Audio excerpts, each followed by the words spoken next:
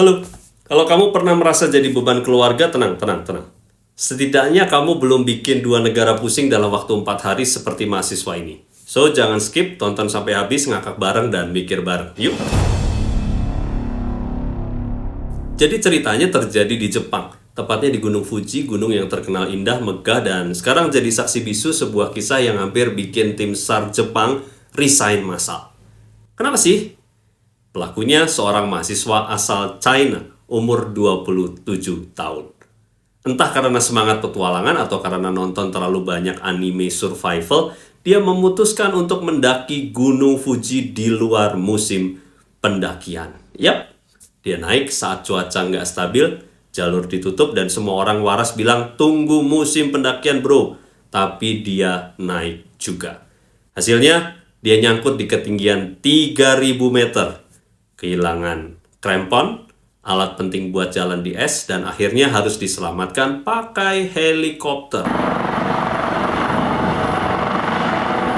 Sampai di sini kita bisa maklum, namanya juga musibah. Tapi ceritanya belum selesai. Yuk, kita lihat klip ini dulu. The 27-year-old needed to be rescued from the active volcano twice in the space of 1 week and confessed the second time he went back to retrieve his phone. The man was taken to hospital with suspected altitude sickness, and it is not known if he managed to get his phone back.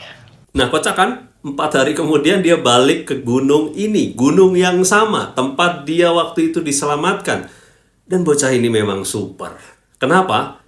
Katanya ada barang yang ketinggalan. Apa barangnya? HP. Serius. Dia naik gunung yang sama yang baru saja nyaris membunuhnya cuma buat ambil HP. Mungkin dia pikir sinyal 5G di puncak bisa bikin dia menang Mobile Legend.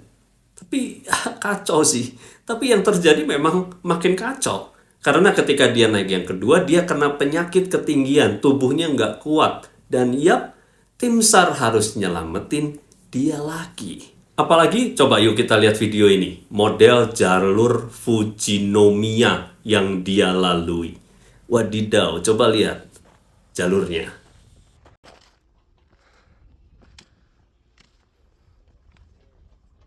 Bayangin jadi tim penyelamatnya baru aja nyantai makan ramen, dapat kabar.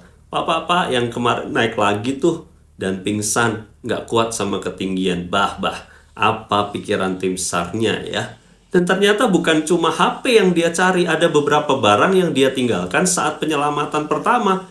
Tapi tetap aja bro, nilai barang nggak sebanding sama nyawa. Akhirnya pihak berwenang Jepang mengeluarkan imbauan resmi, jangan mendaki Gunung Fuji di luar waktu resmi. Hanya awal Juli sampai akhir September. Bukan karena galak, tapi karena cuaca di gunung bisa berubah secepat plot twist drama Korea. Tadinya cerah, 5 menit kemudian badai. Tadinya sehat, tiba-tiba pingsan. Bro, gunung itu bukan tempat adu nyali. Bukan tempat balas dendam karena diputusin. Dan yang jelas bukan tempat ngambil HP ketinggalan sambil bawa risiko diselamatkan lagi. Nah, dari kisah ini kita bisa belajar satu hal. Petualangan itu keren, tapi kebodohan yang dibungkus semangat tetap kebodohan namanya. Jadi jangan sampai semangatmu lebih besar dari akal sehatmu. Dan buat kamu yang suka naik gunung, ingat, naik gunung itu bukan untuk flexing. Bukan untuk ngonten doang. Dan bukan ajang, aku bisa sendiri kok. Karena kalau kamu nyasar, yang repot bukan cuma kamu, tapi seluruh tim penyelamat yang juga punya keluarga, punya anak, dan mungkin mereka punya rencana makan malam yang tertunda karena kamu. Jadi sebelum naik gunung, lihat musimnya, cek alatnya, dengerin info resminya, dan yang paling penting, kalau udah diselamatin ya udah, jangan balik lagi. Apalagi cuma buat ambil HP. HP bisa diganti, nyawa orang lain yang nyelamatin kamu nggak bisa. Kalau kamu suka konten kayak gini, jangan lupa like, subscribe, dan share, dan coba tulis di kolom komentar. Berandai-andailah, kalau kamu jadi tim SAR, kamu bakalan apa sama anak ini?